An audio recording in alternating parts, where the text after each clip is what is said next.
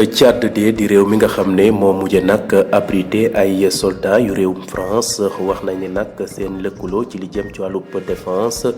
ak France démb de seen ministre des affaires étrangères moo xam li ni mel ci bésu alxames gi ñaar fan ak juróom-ñett ci weeru novembre wax na ne nag ci li nga xam ne moo jëm ci seen lëkkaloo ak waa France ñoom dàkkal nañ ko mu ngi xamle nag ni mel waxtu rek ginnaaw bi ki nga xamee ne moom mooy naataangoom di ministre des affaires étrangères bu réewum France di Jean-Noël Barrot amaloon rek tukkib nemmeeku ca fa nga xam ne moom mooy réewum Tchad mu daal di nag posté ci page Facebook bu ministère bu affaires étrangères bu réewum Tchad wax ne lépp li nga xam ne rek mu ngay yëgal ñi nga xam ne ñoom ñooy opinion nationale ak opinion internationale ne Tchad del na dogal ci li nga xam ne moo jëm ca la leen dëkkaloowee ak réewum France ci li jëm ci wàllub accord de défense kabindi ni mel nag moom mooy ministre des affaires étrangères bu réewum Tchad di Abderrahmane Koulibaly ñu fàttali nag Tchad nag nekkoon na réew moo xam ne réew mu am solo la ci li jëm nag ci wàllub présence bu soldaaru français yi ci Afrique ndax ginnaaw bu ñu leen dàkkee ca fa nga xam ne mooy Mali dàkk leen Burkina Faso waaye it dàkk leen ca Niger waa Tchad nag ñoo leen fat waaye nag démb ci bésub alxames gi réewum tumaay nag dëggal na ne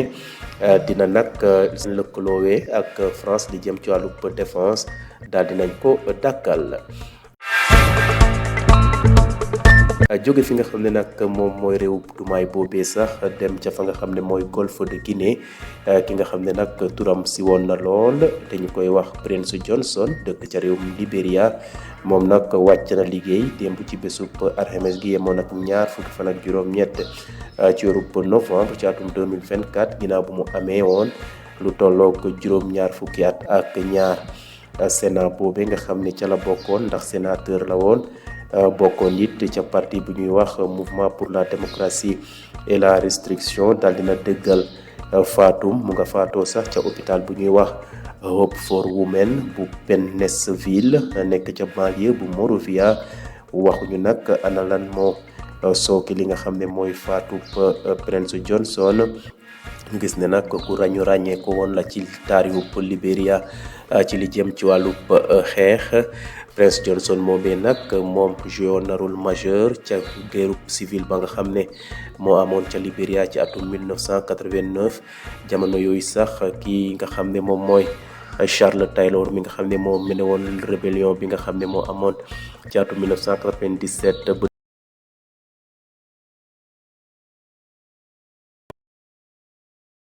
Johnson nag gën a fës ci àdduna bi ndax moom ak soldaaram ñoo jàppoon président ca jamono yooyee di Samuel Doe teewoon ko ñuy filmer ci ay caméra mu koy tàggatee mu nekk nag image yoo xam ne lu ñaaw la woon président Johnson nag daal dina dëddu àdduna waaye nag bàyyi na image ya nga xam ne image yu ñaaw te doomu aadama defoon ko moroomam. jeexale xibaaru bitim réew yi ca fa nga xam ne moom mooy Moyen-Orient xeex ya daal mu ngay wéy di am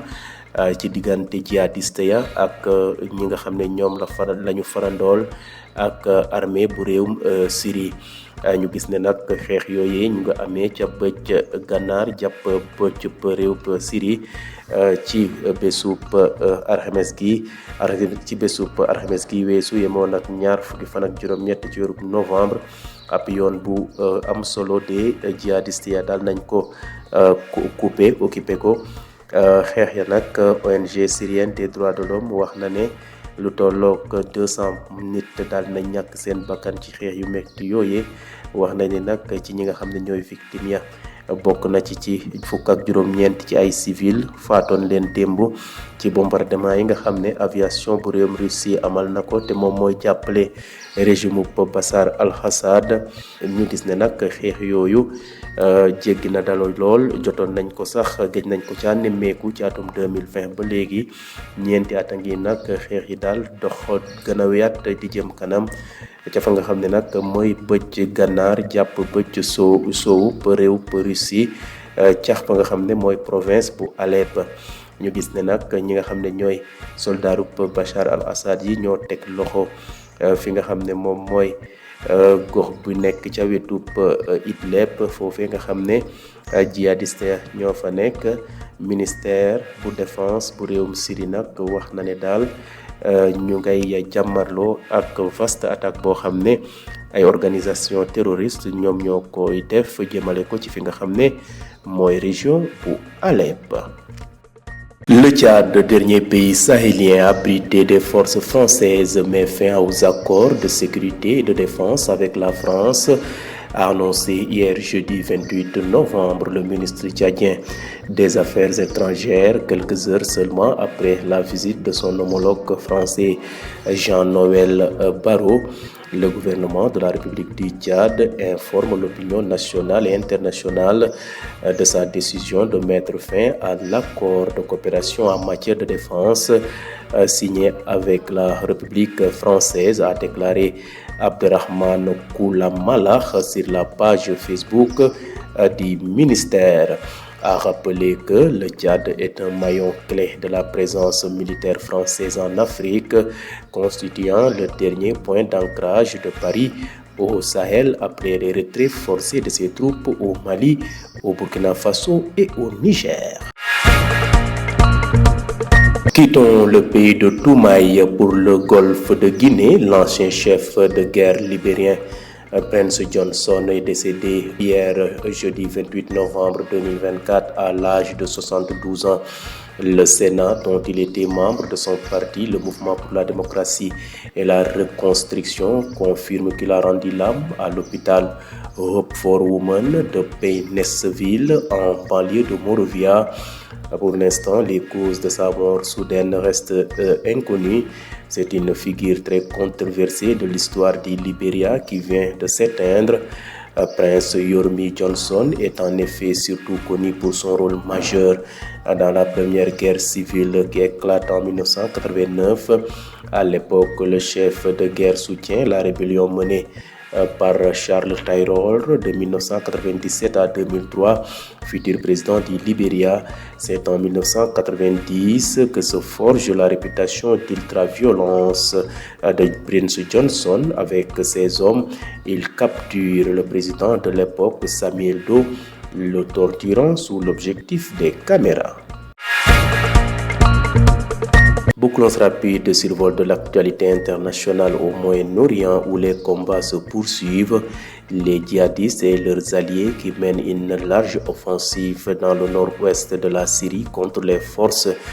du régime ont coupé hier jeudi 28 novembre une route vitale, a indiqué une ONG qui a fait état de près de 200 morts dans les violences. Parmi les victimes figurent au moins 19 civils tués jeudi dans des frappes de l'aviation russe alliée du régime syrien. Selon l'Observatoire syrien des droits de l'homme, il s'agit des plus violents affrontements depuis 2020 dans le nord-ouest de la Syrie où la province d'Alep, en grande partie aux mains du régime de Bachar al-Assad, jouxte le dernier grand bastion rebelle et djihadiste d'Idlib. Le ministère de la Défense syrien a dû faire face à une vaste attaque des organisations terroristes dans la région d'Alep.